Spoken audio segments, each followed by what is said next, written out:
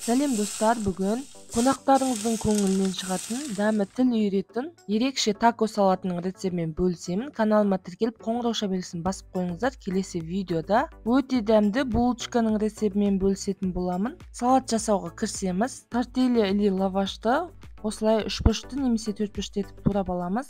Қызып тұрған майға араластыра отырып, қуырып аламыз. Тез піседі, осылай үздіксіз араластыра отырып қуырып аламыз.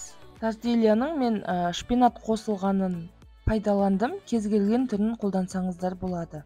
Енді тауықтың төс етін осылай көбіктеп тураймыз. Ыдысымызға салып, тұз, паприка қосып, қалауыңызша тауыққа арналған дәмдеуіш қосып жесеңіз болады. Ұсақталған сарымсақ пен сұйық майды үстіне құйып, жақсылап осылай араластырып, аздап жүгері крахмалын қосамыз. Соя тұздығын құйып, осылай тағы да араластырамыз. 20 минутқа немесе жарты сағатқа маринадқа қалдырамыз.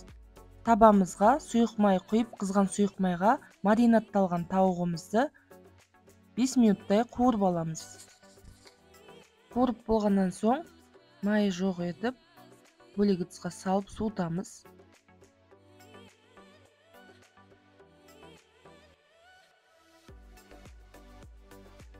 Суылған тауық етімізді ыдысымызға саламыз. Енді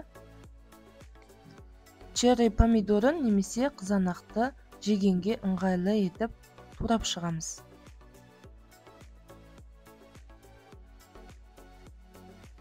Одан кейін тәтті бұрышты турап шығамыз. Тәтті бұрыш болмай, мен осындай светофор бұрышын жегенге ыңғайлы етіп турап шықтым.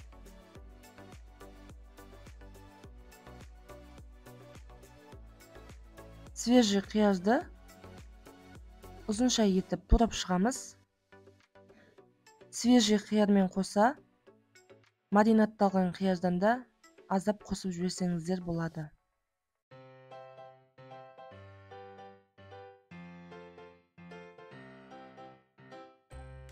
Татымына қарай тұз қосамыз. Қызыл бұрыш, қара бұрыш, кориандр және ұсақталған сарымсақ қосып, консерведегі фасольді қосамыз. Ең соңында бетіне қызып тұрған сұйық майды құйып шығамыз. Жақсылап араластырамыз. Өзіңізге ұнаған аскөктерін қоссаңыз болады.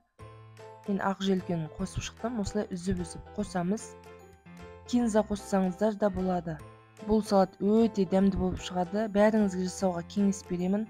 Қонаққа қойсаңыздар да керемет.